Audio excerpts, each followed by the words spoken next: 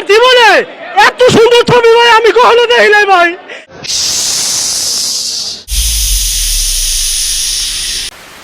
Hello বন্ধুরা, কেমন আছেন সবাই? আশা করি সবাই ভালো আছেন। চলে আসলাম নতুন একটি ভিডিও নিয়ে।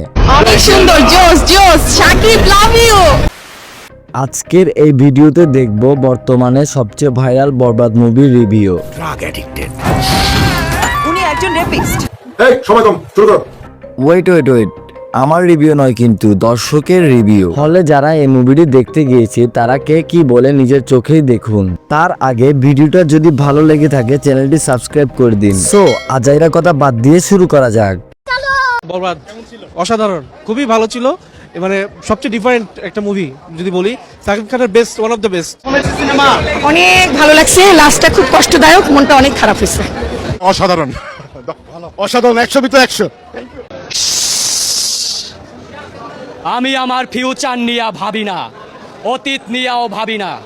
আমি শুধু একটা জিনিসই ভাবি, নিতুরে না পাইলে আমি এই দুনিয়া বরবাদ করে দিতে পারি।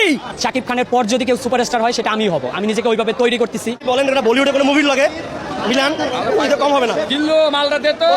অ্যামেজিং। এত অস্থির ছবি আমি আমার লাইফে দেখি নাই, আজ প্রথম দেখলাম। অস্থির, পুরো তামিল ফেল। শুরু থেকে শেষ পর্যন্ত আমার মনে হয় যে বসবে, আমি বিরতিতে উঠি নাই, 15 মিনিট ওইখানেই ছিলাম। একটা মানুষ কি করতে পারে একটা মানুষের জন্য, এই মুভি দেখলে বোঝা যাবে।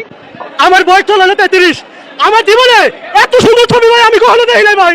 বিশ্বাস করেন ভাই, শাকিব খান ভাই ভাড়া দিতে ভাই এই ছবি 500 কোটি টাকা কামাবো ভাই, 500 কোটি। জিল্লু মাল দে, জিল্লু হেলিকপ্টার রেডি কর। এই জিল্লু মাল দে।